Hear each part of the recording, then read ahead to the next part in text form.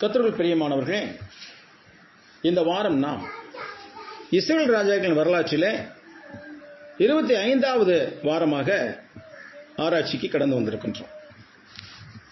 இந்த வாரத்திலே தாவீதிடத்திலிருந்து மிகவும் முக்கியமான ஒரு பாடத்தை நாம் கற்றுக்கொள்ளப் போகின்றோம். இந்த எபிரேயர் என்னத்திற்கு? யார் கேட்கிறது? பெலிஸ்திய பிரபுக்கள். யாரை பார்த்து கேட்கிறாங்க? ஆகீஸ் ராஜாவிடத்தில் கேட்கிறாங்க. யாரை பற்றி கேட்கிறார்கள்? தாவீதை பற்றியும் தாவீதோடு கூட இருந்த 600 பேரை பற்றியும். இந்த எபிரேயர் என்னத்துக்கு, எதற்காக அப்படி கேட்கிறார்கள் என்பதை ஆராய்ந்து பார்க்கும்போது நல்ல பாடங்கள் நமக்கு கிடைக்கின்றன. முதலாவது வசனத்தில் சொல்லப்படுகிறது, பெலிஸ்தர் தங்கள் சேனைகளை எல்லாம் ஆப்பெக்கிலே கூடிவரச் செய்தார்கள். ஆப்பெக் என்ற இடத்துக்கு பெலிஸ்தர்கள் ஒரு சேனைகளை கொண்டு வந்து போரிட தயாராகிறார்கள். யாரோடு? இஸ்ரவேல் மக்களோடு போரிட தயாராகிறார்கள். அப்பொழுது இஸ்ரவேலர் இஸ்ரேலில் இருக்கிற துறவண்டையிலே பாளையம் இறங்கினார்கள். துறவு அப்படிங்கிறது என்னது? துறவுனா என்னது? கேணி, கிணறத்தான் துறவுன்னு சொல்றது. தோட்டம் துறவு இருக்குதா அப்படின்னு கேட்கிறாங்க இல்லையா? தோட்டம் இருக்குது, தோட்டத்தில் ஒரு துறவு இருக்கும். துறவுனாங்க கிணறு. அப்ப இஸ்ரேலில் இருக்கிற ஒரு துறவண்டையில், கிணறண்டையில் இவர்கள் எல்லோரும் கூடினார்கள், பாளையம் இறங்கினார்கள். யார்? இஸ்ரவேலர்கள் எல்லாரும். அப்பொழுது பெலிஸ்தரின் அதிபதிகள் 100 1000 சேர்வைக்காரர்களே போனார்கள். 100 1000 சேர்வைக்காரனா என்னது? 100க்கு அதிபதி அப்படின்னு சொல்றாங்களே, அந்த மாதிரி 100 பேருக்கு ஒரு சேர்வைக்காரர் இருப்பாரு. அந்த மாதிரி 10 பேர் இருக்காங்க இல்லையா? அந்த 10 பேருக்கு ஒரு தலைவர் இருப்பார். அதான் 100க்கும் 1000 சேர்வைக்காரோட போனார்கள். தாவீதும் அவன் மனுஷரும் ஆகீஸோட பின்தண்டிலே போனார்கள். பின்தண்டு முன்தண்டுனா என்னது? ஒரு யுத்தத்துக்கு போகிற போது, மிலிட்டரி போகிற போது, படை வகுத்து போகும்.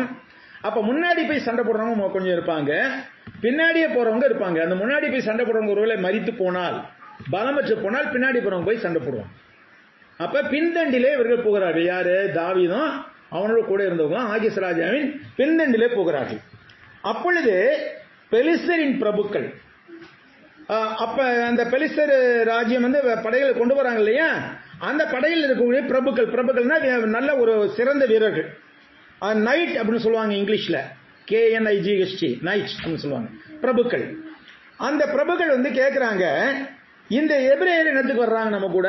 நம்ம யாரு கூட தான் சண்டை போட போறோம்? எபிரேயரோட தான் சண்டை போட போறோம். இவங்களை எது கூட்டு வர்ற நீ? ஏன்னா இவங்களும் அவங்களும் ஒண்ணு இல்ல. யாரு? தாவீதுடைய ஆட்களும் தாவீதுடைய ஆட்களும் யாரோட சேர்ந்தவங்க? சவுளுடைய ஆட்களோட சேர்ந்தவங்க. இவங்களை எதுக்கு கூட்டு வர்ற? ஆகீஸ் அவர்களை பார்த்து சொல்றான், இஸ்ரவேல் ராஜாவாகிய சவுலின் ஊழியக்காரனா இருந்த, நல்லா கவனிங்க இந்த வசனத்தை, இஸ்ரவேல் ராஜாவாகிய சவுலின் ஊழியக்காரனா இருந்த இந்த தாவீது இத்தனை நாட்களும் இத்தனை வருஷங்களும் என்னோடு இருக்கவில்லையா? இவன் என்னிடத்தில் வந்து சேர்ந்த நாள் முதல் இந்நாள் வரைக்கும் ஒரு குற்றமும் நாம் கண்டுபிடிக்கவில்லை. இது ஒரு வகையில பாராட்டு மாதிரி தெரியலாம் நமக்கு. யார? தாவீதை பாராட்டுகிறான் ஆகீஸ் ராஜா. ஆனால் ஆகீஸ் ராஜா யார், தாவீது யார் என்பதை நாம் அறிந்திருக்கும் போது இந்த பாராட்டுகள் உண்மையிலேயே தாவீதுடைய இருதயத்தை குத்தி இருக்க வேண்டும் என்று நாம் உணர்கிறோம். ஏன்னாக்கா தாவீது இஸ்ரவேலன், இஸ்ரவேலன் இருந்திருக்க வேண்டியவன். இருக்கக்கூடாத இடத்துல இப்பொழுது இருக்கிறான். இருக்கக்கூடாத இடம் என்றால் பெலிஸ்தரோடு. பிரியமானவர்களே, நம்முடைய வாழ்க்கையிலே நாம் இருக்கக்கூடாத இடங்களில் சில வேளைகளில் இருக்க நேரிடுகிறது. நம்ம நமக்கு தகுதி இல்லாத இடங்களில் இருக்கும்படியாகிறது. சங்கீதம் 1 தாவீது அழகாக பாடுகிறார், துன்மார்க்கோட ஆலோசனை நடக்காமலும் பாவிகளின் வழியில் இல்லாமலும் பரியாசகர் உட்காரமுடியில் உட்காராமலும் இருந்து கர்த்தருடைய வேதத்தில் இரவும் பகலும் கர்த்தருடைய வேதத்தில் பிரியமாயிருந்து இரவும் பகலும் ஒரு வேதத்தில் தியானமாய் இருக்கிற மனுஷன் பாக்கியவான். அங்க சொல்ற, துன்மார்க்கோட வழியில் நடக்காத, பாவியுடைய வழியில் நிற்காத, பரியாசகர் உட்காரமுடியில் உட்காராத. இது அத்தனை தாவீது இங்க செய்யும்படி ஆயிடுச்சு. செஞ்சு அது எவ்வளவு தூரம் செஞ்சிருக்கானாக்கா, ஆகீஸ் ராஜா இந்த வாழ்த்தை சொல்லும் அளவுக்கு அவன் மாறி இருக்கிறான். யோசிச்சு பாருங்க. ஆகீஸ் ராஜா அவ்வளவு நம்பகமா சொல்றான், இவன் நம்மகிட்ட இருக்கிறான், இவன்கிட்ட ஒரு குற்றம் நான் கண்டறியதில்லை அப்படிங்கிறான். அப்போ நம்முடைய வாழ்க்கையிலே இது போன்ற நிலை ஏற்படாதபடி நாம் காத்துக்கொள்வது அவசியமா இருக்கு. சபையில இருக்கின்றோம், கிறிஸ்டியன் சபையாராக இருக்கின்றோம். இங்கே ஞாயிற்றுக்கிழமை ஆராதனை மட்டும் சபையாரா, இல்லை வாழ்நாள் பூரா சபையாரா? கிறிஸ்டியன் சபையாரா? யோசிச்சு பார்ப்போம். வாழ்நாள் முழுவதும் நாம் கிறிஸ்தவர்கள் தான். அப்ப நம்மிலிருந்து கிறிஸ்து என்ற வாசனையான அந்த விஷயம் மற்றவர்களுக்கு பரவ வேண்டும். ஊரோட ஒத்து போயிடணும்ப்பா, எல்லாம் ஒன்றும் பிரயோஜனம் இருக்காது. அப்படி ஒரு பழமொழியை வச்சுக்கிறாங்க. ஆனா பிரியமானவர்களே, கிறிஸ்தவன் எந்த இடத்தில் போனாலும் கிறிஸ்தவன் தான், கிறிஸ்தவள் எந்த இடத்தில் இருந்தாலும் கிறிஸ்தவள் தான். அப்ப நமக்குள்ளாக அந்த தெய்வ பயம் இருக்க வேண்டும். இங்கே தாவீது இப்படி போனதற்கு காரணம் இருக்கலாம், அது வேறு. ஆனால் இப்படிப்பட்ட சூழ்நிலை தேவன் உருவாக்கி இருப்பது எதற்கென்றால் நமக்கு என்று ஒரு பாடம் கிடைக்க வேண்டும் என்பதற்காகத்தான். நம்ம 1000 பேரிட பழகலாம், இந்த பூமியில் இருக்கக்கூடிய மக்கள் எல்லாரிடத்திலும் நம்ம பழக்க வழக்கம் இருக்கலாம். ஆனாலும் நாம் யார் என்பதை மறந்துவிடக்கூடாது, நம்முடைய அடையாளத்தை நாம் இழந்து விடக்கூடாது. இது பல காரியங்கள் நடக்கிறது. நம்ம அதை தெரியாமே செய்யறோமா தெரிஞ்சு செய்யறோமான்னு தெரியல. நம்ம வாழ்க்கையில பல காரியங்கள் நடக்கலாம். ஆனால் நாம் எப்பொழுதுமே கிறிஸ்துவின் அடிச்சூடியில் நடப்பவர்களாக, கிறிஸ்துவை மற்றவர்களுக்கு வெளிக்காண்புகளாக இருக்க வேண்டியமே தவிர அவங்களோட ஒண்ணு மணி ஆகிக்கிட்டு மிங்கில் ஆகிக்கிட்டு தாவீது செஞ்ச மாதிரி அங்க போயிட்டு எல்லாம் சேர்ந்து செஞ்சிருக்க கூடாது. அது தவறான ஒரு காரியம். அது கிறிஸ்தவர்களுக்கு சரியான ஒரு காரியம் இல்லை. எல்லாவற்றையும் அனுபவிக்க எனக்கு அதிகாரம் உண்டு, ஆனாலும் எல்லாம் என்னவாராது, தகுதியாயிராது. கிறிஸ்தவர்களுக்கு எல்லாம் தகுதியாயிராது. எல்லாத்தையும் அனுபவிக்க அதிகாரம் இருக்கு, ஆனா எல்லாம் தகுதியாயிராது. எது நமக்கு தகுதியோ அதைத்தான் செய்யும். கரூர் பக்கத்தில் ஒரு சபையில போய் ஊழியத்துக்கு போயிருந்த போது, பிரசங்கம் போயிருந்த போது, அந்த ஊழியக்காரை வெளியில போலாம், டீ பிஸ்கட் அதை சாப்பிடலாம் போனாரு. போகும்போது நிறைய கடையை கடந்து போயிட்டே இருந்தாரு. ஏன் பிரதர் அங்கெல்லாம் போய் நம்ம உட்காரலாமா பிரதர், வாங்க பிரதர் கூட்டு போய் நீட்டான ஒரு கடைக்கு கூட்டு போறாரு. பிரியமானவர்களே, உலகப்பிரமான காரியம் தான் அது. இருந்தாலும் கூட அதுலயும் கூட எவ்வளவு எச்சரிக்கையா இருக்கிறாங்க பாருங்க. நம்ம கிறிஸ்துவ பிள்ளைகள் என்பதை நாம் அன்றாட ஒவ்வொரு நொடியும் மற்றவர்களுக்கு அறிவித்துக் கொண்டே இருக்க வேண்டும். நம்முடைய சிந்தனையினாலே, நம்முடைய வார்த்தையினாலே, நம்முடைய நடக்கையினாலே எல்லாத்துக்கூட ஒத்து போய் எல்லாத்துக்கூட செஞ்சுட்டு இருந்தாங்க. இப்படிதான் வரும். ஆகிஸ் ராஜா என்ன சொன்னான் தாவீதை பார்த்து, அவன் நம்மாலியா சொன்னான் இல்லையா ஆகிஸ் ராஜா, அப்படிதான் சொல்லுவாங்க இந்த உலகத்தார். அவங்க நம்ம கூட வர மாட்டாங்க.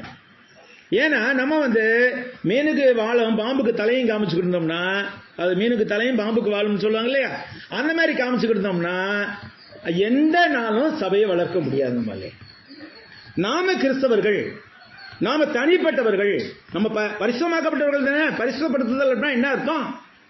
ஒரு குறிப்பிட்ட காரியத்துக்காக பிரித்தெடுத்து வைத்தல். ஹோலினா என்ன அர்த்தம்? Segregated for a specific purpose. ஒரு குறிப்பிட்ட நோக்கத்திற்காக பிரித்தெடுத்து வைக்கப்பட்டிருக்கிறோம். அப்ப இந்த உலகத்தோட நமக்கு என்ன தொடர்பு கேட்கிறார்களே. அந்நிய நோக்கத்தில் அவிசுவாசிகளோடு கட்டப்படாது இருப்பீர்களான்னு சொல்றாரு. 1 கொரிந்தியர் சொல்லும்போது சொல்றார், அந்நிய நோக்கத்திலே அவிசுவாசிகளுடன் பிணைக்கப்படாது இருப்பீர்களாக அப்படிங்கிறார். நம்ம நம்ம யாருங்கிறத உணர்ந்து பார்த்தோம்னா நிச்சயமாகவே நம்ம இன்னும் அதிகமாக கிறிஸ்தவ தன்மை நம்மளிருந்து வெளிப்படும். நம்ம நம்ம யாருங்கிறத உணர்றதில்லை, அதான் காரணமே. சரி, அதை அப்புறம் பார்த்துக்குவோம்.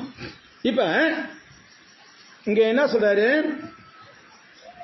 அவன் என்னிடத்தில் இவன் சேர்ந்த நாள் முதல் இந்நாள் வரைக்கும் ஒரு குற்றமும் நான் இருந்து கண்டுபிடிக்கவில்லை என்றான். அதனால் 4ஆம் வசனம் பாருங்க. அதனால் பெலிஸ்தரின் பிரபுக்கள் அவன் மேல், யார் மேல? ஆகிஸ் ராஜாவின் மேல். ஏண்டா பெலிஸ்தரின் பிரபுக்கள் ஆகிஸ் ராஜாவின் கடுங்கோபமாகி அவனை பார்த்து, இந்த மனுஷன் நீர் குறித்த தன் இடத்திற்கு திரும்பி போகும்படிக்கு அவனை மறுபடியும் அனுப்பிவிடும். யுத்தத்தில் அவன் நமக்கு சத்துருவாயிராதபடிக்கு இவன் நம்மோட கூட யுத்தத்துக்கு வர வேண்டியதில்லை. இவன் எதனாலே தன் ஆண்டவனுடைய ஒப்புரவாவான்? இந்த மனுஷனுடைய தலையினால் அல்லவா? என்ன நினைச்சிருக்காங்க பெலிஸ்தர் பிரபுக்கள்லாம்? தாவீது ராஜா வந்து ஒரு ஒற்றன் போல அங்க வந்திருக்கிறான். தாவீது ராஜா இங்க ஆகீஸ் ராஜா எதுக்காக வந்திருக்கான்? இவங்க எங்களுடைய உயிரை பூரா எடுக்கிறதுக்காக வந்திருக்கிறான். சவுலோட ஒரு ரகசிய உடன்பாடு ஏற்படுத்தி அதான் சொல்றாங்க, யுத்தத்தில் இவன் நமக்கு சத்ருவாய் இராதபடிக்கு, இவன் நம்முடைய கூட யுத்தத்துக்கு வர தேவையில்லை. இவன் எதனாலே தன் ஆண்டவனோட ஒப்புரவாவான்? சவுலுக்கு இவனுக்கு சண்டை இருக்குது உண்மைதான். ஆனாலும் கூட எப்படி ஒப்புரவாவான்? இந்த மனுஷனுடைய தலையினால் அல்லவா? யாரு? பெலிஸ்தருடைய தலையினால் அல்லவா? ஏற்கனவே செஞ்சிருக்கான் இல்லையா? எத்தனை பெலிஸ்தரை கொண்டிருக்கான், நிறைய பெலிஸ்தரை கொண்டிருக்கிறான். முதலாவதா கோலியத்தை கொன்றான். அப்புறம் திடீர்னு புறப்பட்டு போய் ஜனங்களோட சேர்ந்து புறப்பட்டு போய் பெலிஸ்தரை கொல்ல வேண்டிய முறையெல்லாம் கொல்லுவான். அது அல்லாமல் முக்கியமாக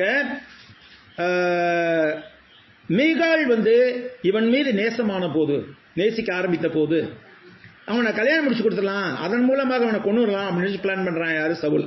அப்பங்காரன் சவுளுடைய மகள் தானே மீகாள். அப்ப என்ன செய்யறான்?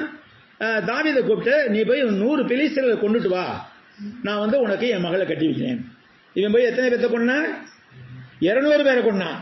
100 பெலிஸ்தர் தானே கொள்ளணுங்கிறீங்க, நான் போய் 200 பேரை கொண்டு வரேன். 200 பேரை கொண்டான். அப்ப அவ்வளவு வீரமானவன் சவுலோட உடன்பாடு ஏற்படுத்திக் கொள்வதற்காக. சவுல் வந்து இப்ப அவனை தேடிக்கொண்டிருக்கிறான், எப்படியாவது கொல்லலாம்ட்டு. அதனால அப்படி கொல்லாமல் இருப்பதற்காக நம்ம தலைகளை எல்லாம் வாங்கி கொண்டு போய் அங்க கொடுக்க போறான் அப்படின்னு அந்த பிரபுக்கள் சொல்றாங்க. சவுல் கொன்றது 1000, தாவீது கொன்றது 10000 என்று இந்த தாவீதை குறித்தல்லவா அடிப்படை சொன்னார்கள். கோலியாத் இருந்தானே, நம்ம கோலியாத்து, இவங்க சொல்றாங்க பெலிஸ்தர் பிரபுக்கள், கோலியாத்தை கொன்ன போது தாவீதை பத்தி என்ன சொன்னாங்க? சவுல் கொன்றது 1000, தாவீது கொன்றது 10000 சொன்னாங்க. பாருங்க, இந்த விஷயங்கள் எல்லாம் தாவீது மறந்து விட்டாலும் யாரு மறக்கல? பெலிஸ்தர் மறக்கவில்லை. முக்கியமாக இந்த பெலிஸ்திய பிரபுக்கள் மறக்கவில்லை இவனை பற்றிய புகழ்ச்சியான காரியங்கள். தாவீது எல்லாவற்றையும் மறந்து விட்டு ஓடி வரும்படியாக சூழ்நிலை ஏற்பட்டது. ஏன்னா அவன் ஏற்கனவே சொல்லியிருக்கிறான், இதுல இப்ப 26ஆம் அதிகாரத்திலே சொல்லியிருக்கிறான், அவர்கள் நீ போய் அந்நிய தேவர்களை சேவி என்று சொல்லி அவர்கள் இன்று என்னை கர்த்தருடைய சுதந்திரத்துக்கு அர்த்தமாக இராதபடி துரத்தி விட்டார்களே. யாரை? யூதர்களை சொல்றான், சவுளுடைய ஆட்களை. அது மாதிரி வந்த போது இவனை பத்தி இவங்க என்ன சொல்றாங்க? பெலிஸ்தர் பிரபுக்கள் இவனை பத்தி தானே பெண்கள்லாம் ஆடி பாடினாங்க. சவுல் கொன்றது 1000, தாவீது கொன்றது 10000 தெரியாத நமக்கு, இவனை போய் வச்சுக்கிட்டேங்க, இது நமக்கு ஆகாது. அப்பொழுது ஆகீஸ் தாவீதை அழைத்து, நீ உத்தமன் என்றும் நீ பாளையத்தில் என்னோட போக்குவரத்துமாய் இருக்கிறது என் பாதைக்கு நல்லது என்றும் கர்த்தருடைய ஜீவனை கொண்டு சொல்லுகிறேன். நல்லா கவனிங்க, சொல்றது யாரு? பெலிஸ்தர் ராஜா, பிரஜாதி ராஜா. அவன் வந்து இஸ்ரவேலன் அல்ல. அவன் சொல்றான் கர்த்தருடைய ஜீவனை கொண்டு சொல்லுகிறேன்னு சொல்றான். அப்ப அவனுக்கு கர்த்தர் மேல் நம்பிக்கை இருக்கிறது இல்லையா? கர்த்தருடைய ஜீவனை கொண்டு சொல்லுகிறேன்னு சொல்றார். நீ வந்து என்னோட போக்குவரத்தமாக இருக்கிறது என் பார்வைக்கு நல்லது என்று கர்த்தருடைய ஜீவனை கொண்டு சொல்லுகிறேன். நீ என்னிடத்தில் வந்து சேர்ந்த நாள் முதல் இன்றைய வரைக்கும் உன்னில் ஒரு பொல்லாப்பையும் நான் காணவில்லை. எனக்கு நீ நல்லவனா தான் இருக்கிறாய், அதுல எந்த பிரச்சனையும் இல்லை. நீ வந்து சேர்ந்த நாள் முதல் இதுவரைக்கும் எந்த தீமையும் நீ செய்யல, எனக்கோ என் ஜனத்துக்கோ தீமை எதுவும் செய்யல அப்படின்னு ஒரு சர்டிபிகேட் கொடுக்குறான். யாருக்கு? தாவீதுக்கு. யாரு? ஒரு பெலிஸ்தர் ராஜா கொடுத்துட்டு அடுத்த என்ன செய்றான்? ஆகிலும் பிரபுக்களின் பார்வைக்கு நீ பிரியமானவன் அல்ல.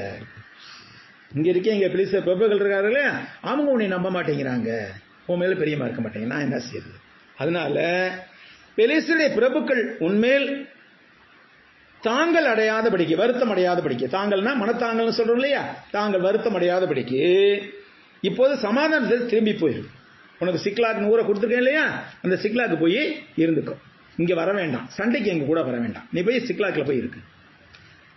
தாவீது ஆக்கீஸை நோக்கி, பாருங்க இவன் இவ்வளவு பாராட்டு சொல்றான், அப்ப அந்த அளவுக்கு மாறி இருக்கலாம் தாவீது.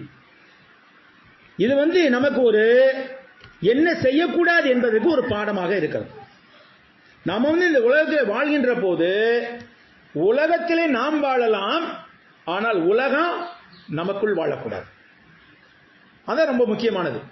உலகம் வந்து இப்ப பெலிஸ்தான் காசான்னு வச்சுக்குவோம், உலகம் வந்து பெலிஸ்தர் இருக்கிற தேசம், இங்கே நம்ம இருக்கலாம், ஆனால் தாவீதை போல இந்த உலகத்து எண்ணங்கள் நமக்குள் வாழக்கூடாது.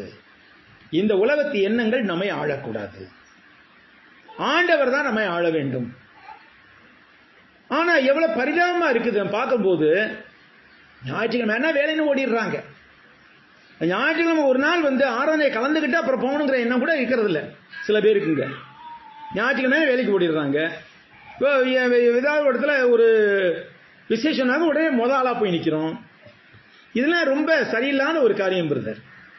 ஏன்னா நம்ம கிறிஸ்தவங்க ஞாயிற்றுக்கிழமை ஆராதனை முடிச்சுட்டு தான் நான் வருவேன் அப்படின்னு சொல்ல என்ன செஞ்சிட போறாங்க? அவங்க தலையை வெட்டிடுவாங்களா? சொல்லுங்க. இங்க 9 மணிக்கு ஆராதனை முடிஞ்சிருது, அப்புறம் 10 மணிக்கு போறது.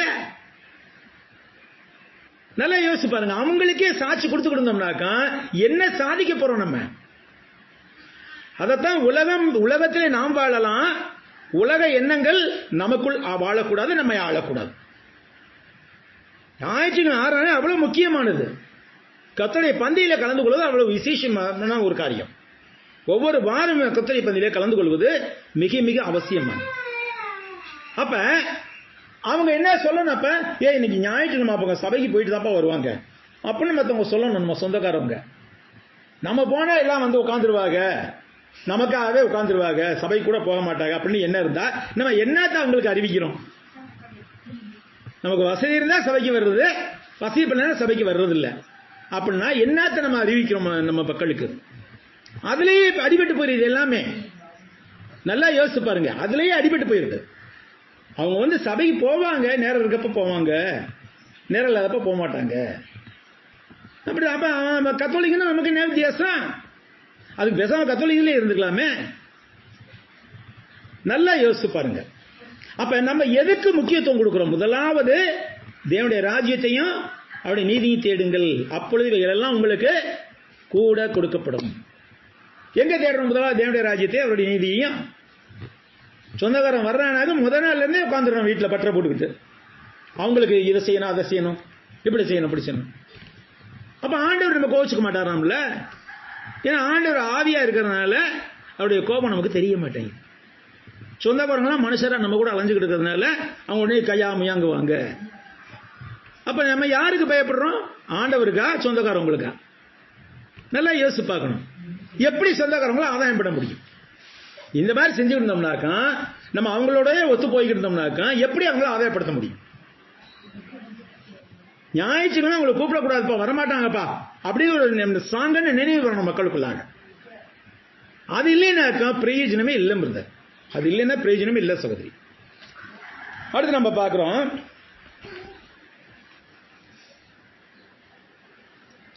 ஆகிய தாவீதுக்கு பிரதியுத்தரமாக, அதை அறிவேன், நீ தேவனுடைய தூதனை போல என் பார்வைக்கு பிரியமானவன். சரி 8ஆம் வசனம் சொல்லுது, தாவீது ஆகீஸ் நோக்கி கேட்கிறார், ஏன் நான் செய்தது என்ன? நான் ராஜாவாகிய நானுடைய சத்துருக்களோட யுத்தம் பண்ணாதபடிக்கு, நான் ராஜாவாகிய நானுடைய சத்துருக்களோடு. யார சொல்றான்? யாரு? ஆகீஸோட எதிரிகள் யாரு? இஸ்ரவேலர்கள். என் சொந்த ஜனத்தோட யுத்தம் பண்ணாதபடின்னு சொல்லல, மாறாக ராஜாவை நானுடைய சத்துருக்களோட யுத்தம் பண்ணாதபடிக்கு. அப்ப சேம் சைடு கோல் அடிச்சுவானு பயந்துகிட்டு இருக்காங்க. யாரு? இந்த பெலிஸ்த பிரபுக்கள். இவனை கூட்டிட்டு போனாக்க சேம் சைடு கோல் போட்டுருவானோ அங்க போய். அப்படின்னா என்ன அர்த்தம்? இஸ்ரவேலோட சேர்ந்துக்குவானோ அப்படின்னு சொல்லிட்டு பயப்படுறாங்க. அதனாலதான் வேணாங்கிறாங்க. அது கேட்கிறேன், ராஜாவை நானுடைய சத்துருக்களை யுத்தம் பண்ணாதபடிக்கு நான் உம்மிடத்தில் வந்த நாள் முதற்கொண்டு இன்றைய வரைக்கும் உமது அடியனிடத்தில் கண்டுபிடித்தது என்ன? நான் இப்ப வர்றேன் ராஜா, உம்முடைய சத்துருக்கள் என்னுடைய சத்துருக்கள். அவன் யாருங்கிறத பத்தி எனக்கு கவலை இல்லை. அந்த அளவுக்கு வந்துட்டான் இவன் தாவீது. யோசிச்சு பாருங்க, எப்படி இருந்த தாவீது எப்படி மாறி போயிருக்காண்டு. தன்னுடைய சொந்த ஜனத்தவே சத்துருக்களாக நினைக்கும் அளவுக்கு மாறிப்பான். அப்ப நான் உம்மிடத்தில் வந்த நாள் முதற்கொண்டு இன்றைய நாள் வரைக்கும் உம்முடைய அடியனிடத்தில் கண்டுபிடித்தது என்ன? ஏன் என்ன குற்றம் கண்டீர்? ஏன் நான் வரக்கூடாதுங்கிறீர்? அதுக்கு ஆகீஸ் தாவீதுக்கு பிரதியுத்தரமாக, அதை அறிவேன், அது எனக்கு தெரியும்பா, நீ தேவனுடைய தூதனை போல என் பார்வைக்கு பிரியமானவன், ஆனாலும் இவன் எங்களோட யுத்தத்துக்கு வரக்கூடாது என்று பெலிஸ்தர் பிரபுக்கள் சொல்லுகிறார்கள். நீ எனக்கு தேவதூதன் மாதிரி பிரியமானவன் தான் இல்லைங்கள, ஆனா நீ என் கூட வரக்கூடாது, நம்ம கூட எங்க கூட நீ வரக்கூடாதுன்னு சொல்லிட்டு பெலிஸ்தருடைய பிரபுக்கள் சொல்றாங்க. நான் என்ன செய்யறது? இப்போதும் நீ நாளை அதிகாலையில் உன்னோட வந்த உன் ஆண்டோடைய வேலைக்காரரை கூட்டிக் கொண்டு விடியற் காலத்தில் வெளிச்சமாகிற போது புறப்பட்டு போ. காலையில் வெள்ளனே எந்திரிச்சு என்ன செய்ய, நீ கிளம்பி போயிடு, இங்க மிலிட்டரியில் இருக்க வேண்டாம், அவனை கொடுத்துருக்க ஊர் சிக்லாகில் போய் சமாதானமா இரு, நீ எங்க கூட சண்டைக்கு வர வேண்டாம் அப்படின்னு திருப்பியும் ஆகிய சொல்றான். அப்படியே தாவீது அதிகாலையில் தன் மனுஷரை கூட்டிக் கொண்டு பொழுது விடுகிற நேரத்திலே பெலிஸ்தரின் தேசத்துக்கு திரும்பி போக புறப்பட்டான். பெலிஸ்தரோ என்றால் இஸ்ரேலுக்கு போனார்கள், சண்டை போடுவதற்கு போனாங்க. பிரியமானவர்களே, பெலிஸ்திய ராஜா பெலிஸ்திய பிரபுக்கள் ஆகிய கொண்டிருந்த எண்ணங்கள் எப்படி இருந்தது? தாவீதை பற்றி பெலிஸ்தர் ராஜா தாவீதை முழுமையாக நம்பும் அளவுக்கு இவன் அவனுக்கு நம்பிக்கையுள்ள நடந்து கொண்டான். இவனுக்காக போயிட்டு இஸ்ரேல் ஜனங்களையும் மற்ற ஜனங்களையும் மற்ற புறஜாதி இனங்களையும் கூட வெட்டி கணக்கு ஒப்புவிப்பான் ராஜா கிட்ட. அந்த அளவுக்கு நம்பிக்கையுள்ள நடந்து கொண்டான். காரணம் என்ன? இவன் பெலிஸ்தரை விட்டு அங்கிட்டு போனாக்க என்ன செய்வான்? சவுல் இவனை தேடி பிடிச்சு கொன்றும். அதனால பெலிஸ்தர் இருக்கிறதா எனக்கு ஸ்ட்ராங் ஹோல்டு, இங்க இருக்கிறதா நல்லது அப்படிங்கிறத இந்த ராஜாவை பிரியப்படுத்தினதுக்காக இந்த அளவுக்கு போனான். ஆனாலும் கூட பெலிஸ்தருடைய பிரபுக்கள் என்ன செய்யல? தாவீதை நம்பவில்லை. இல்ல, இவன் இதுக்காக வரல, இவனுடைய மிஷன் வேற ஒன்று இருக்குது, ரகசியமா திட்டம் இருக்குது. சவுல் ராஜா கூட அவன் உடன்பாடு செஞ்சுக்கணுங்கிறதுக்காக, ஒப்பந்தம் ஏற்படுத்திங்கிறதுக்காக, மறுபடியும் ஒப்பந்தத்தை புதுப்பிச்சுக்கணுங்கிறதுக்காக நம்மளை கொல்ல பார்க்கறான் இவன். அதுக்காக தான் கூட வர்றேங்கிறான். அங்க யுத்தம் நடக்கும்போது யுத்தத்தில் என்ன செய்வான்? டக்குன்னு அந்த பக்கம் போயிட்டு நம்மளை தாக்க ஆரம்பிச்சிருவான். இந்நம்பிக்கை இல்ல யாருக்கு? பெலிஸ்தர் பிரபுக்களுக்கு. ஆனா ராஜா நம்புற அளவுக்கு இவனுடைய செய்கைகள் மாறி இருந்தது. பிரியமானவர்களே, இந்த உலகத்திலே நமக்கு இருக்கிறார்கள், உற்றார் உறவினர்கள் இருக்கிறார்கள். நாம ரோமர் 12 இல்லைங்க, ரோமர் 12 முதல் வசனம்.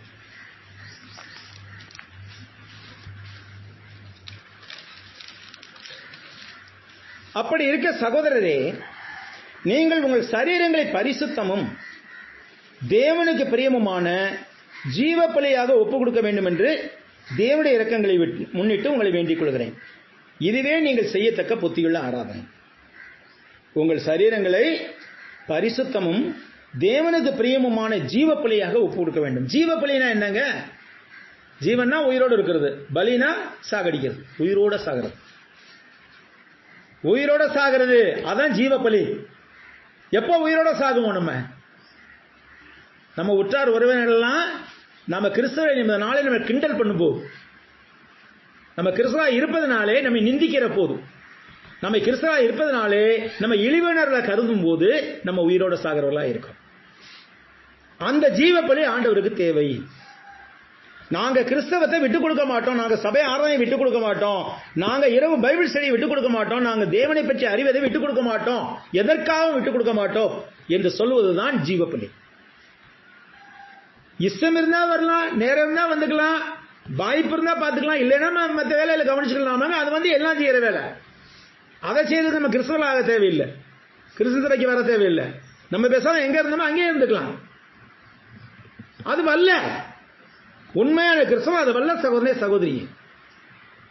ஆக ஜீவ பலியாக ஒப்பு கொடுக்க வேண்டும். நம்ம பவுல் சொல்ற அனுதினமும் சாகிறேன் என்று சொல்லுவார். பிரியமானவர்களே, இதான் அதான் மனதளவில் நம்மை கொலை செய்வது போன்ற ஒரு காரியங்களை செய்கிறார்கள் மற்றவர்கள் உறவினர்கள். என்ன செய்வார்கள்? நம்ம கிறிஸ்தவா இருப்பதனாலேயே என்னுடைய சொந்த அனுபவத்தை கூட சொல்ல முடியும். ஆனால் உங்களை எல்லோரும் தெரியுங்கிறதுனால சொல்ல விரும்பல. என்னுடைய சொந்த வாழ்க்கையில் நடந்த அனுபவம் எல்லாம் உங்களுக்கு தெரியும். சபைக்கு வந்ததுனாலே எந்த அளவுக்கு என் தாய் என்னை வெறுத்தார்கள், கடைசி வரைக்கும் என்ன ஆயிடுச்சு? அந்த வெறுப்பு மாறாமலே போய்விட்டார்கள். பிரியமானவர்களே, இது போன்ற ஜீவப்பலியான வாழ்க்கையை தான் தேவன் எதிர்பார்க்கிறார். அடுத்து சொல்றாங்க 2ஆம் வசனத்துல, நீங்கள் யார சொல்றாருங்க? பவுல் நம்மள சொல்றாரு. நம்மளை எல்லாத்தையும் சொல்றாரு, நீங்கள் இந்த பிரபஞ்சத்துக்கு ஒத்த வேஷம் தெரியாமல். பிரபஞ்சம்னா என்னங்க? உலகம். இந்த உலகத்திற்கு ஒத்த வேஷம் தெரியாமல். யாருங்க இந்த உலகம் பேசியிருந்தோம், உலகம் பத்தி பேசியிருந்தோம். உலகம் சிரிக்கிறதுனாக்க யாரு? உலகத்துல ஜனங்கள் இல்லையா? அப்ப இந்த உலகத்திற்கு ஒத்த வேஷம்னா இந்த உலகத்துல இருக்கிற ஜனங்கள். இந்த உலகத்துல நம்மள இருக்கிறோம். அப்ப அந்த ஜனங்களுக்கு நமக்கு என்ன வித்தியாசம்? நம்ம இந்த உலகத்துல இருந்தாலும் எங்க இருக்கிறோம்? பரலோக ராஜ்யத்தின் பிரஜைகளா இருக்கிறோம். நம்முடைய கணவனா இருக்கட்டும், மனைவியா இருக்கட்டும், பிள்ளைகளா இருக்கட்டும், யாரா இருந்தாலும் அவங்க உண்மை கிறிஸ்தவத்துல இல்லைன்னா அவங்க இந்த உலகத்துல இருக்கிறாங்க. புரியுதா நான் சொல்றது? நம்ம உறவினர் நெருங்கின உறவுகளாக கூட இருக்கலாம். அவங்க ஞானஸ்நானம் பெற்று கிறிஸ்தவ ஆகாத போது அவங்க இந்த உலகத்தவராக இருக்கிறார்கள். நம்ம ஞானஸ்நானம் பெற்று கிறிஸ்தவன் ஆன போது இந்த உலகத்துக்கு ஒத்த வேஷம் தரிக்க முடியாது. நம்ம தேவனுடைய ராஜ்யத்துக்கு உட்பட்டு விட்டோம். இந்த உலகத்துல தான் வாழுகின்றோம்.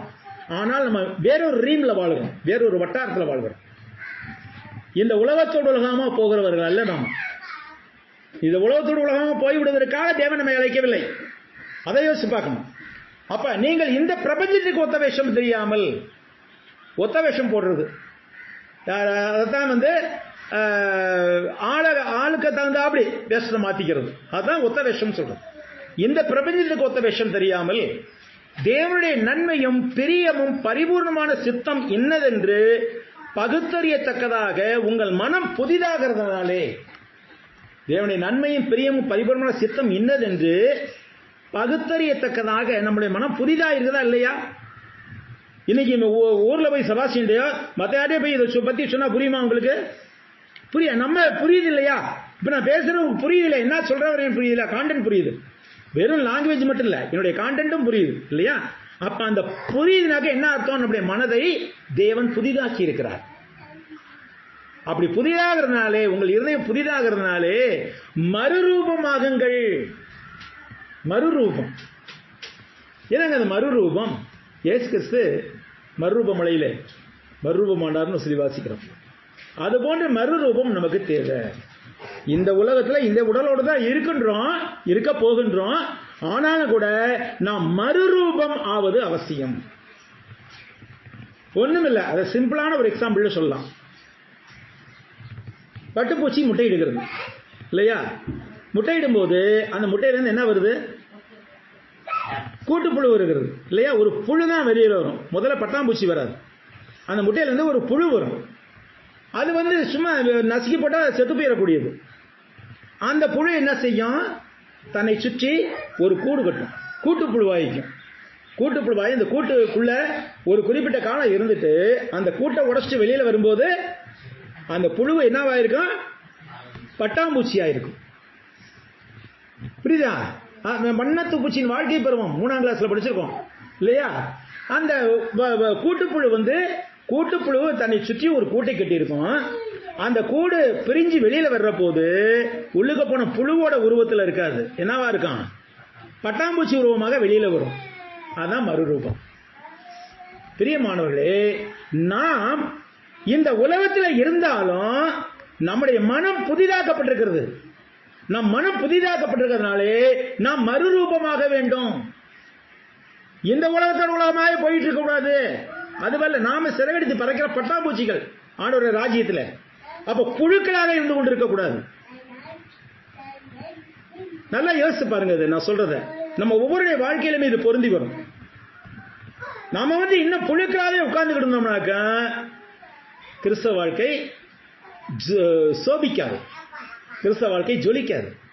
நம்ம பட்டாம்பூச்சியாக உருமாற வேண்டும். அது இல்லைன்னா என்ன பிரயோஜனம்? அப்ப நீங்கள் இந்த பிரபஞ்சத்துக்கு ஒத்த வேஷம் தெரியாமல் தேவனுடைய நன்மையும் பிரியமும் பரிபூர்ணமான சித்தமும் என்னதென்று பகுத்தறியத்தக்கதாக உங்கள் மனம் புதிதாகிறதுனாலே மறுரூபம் ஆகுங்கள்.